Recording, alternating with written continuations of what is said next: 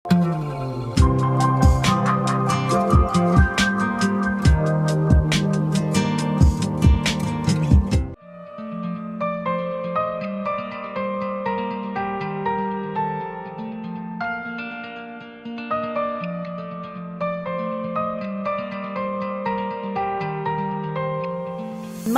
ny mahasalamanao foana no entina maha-bien-être azy.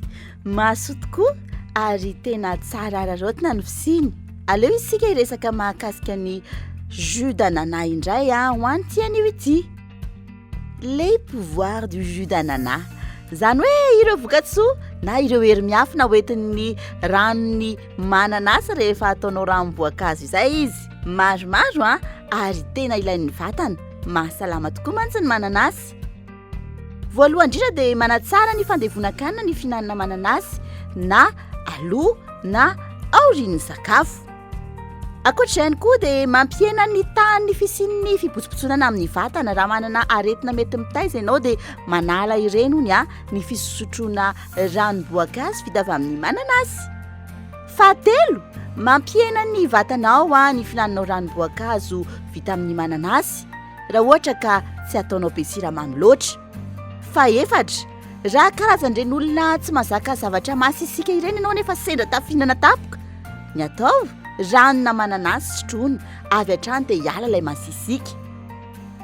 Fahadimy sahady isika izao dia manala irony antsoina hoe parasite intestinaux hydrony ny ranom-boankazo vita avy amin'ny mananasy. Izany hoe raha misy olana amin'ny tsinay be anse ao dia ranona voankazo mananasy sotroina fa manala azy izay. Manamafy ny nify ihany koa ny fisotroana ranona mananasy na le mbola vao maniry nify ianao na efa vatom-batiny na efa kely sisa ny eo am-pelantanana ho an'ny nify dia misotro ranona mananasy satria dia mampamafy azy izany. Ary ankoatr'izany koa dia mampihena ny tahan'ny homamiadana ny fihinanana ranona mananasy na ranom-boankazo azo avy amin'ny mananasy. Tsy azo atao be loatra nefa izy ity satria raha marary vavony ianao dia misy fiantraikany avy hatrany. Dia izay indray fa mahasoa dia mahasoa ny ranom-boankazo na ny jus d'ananas.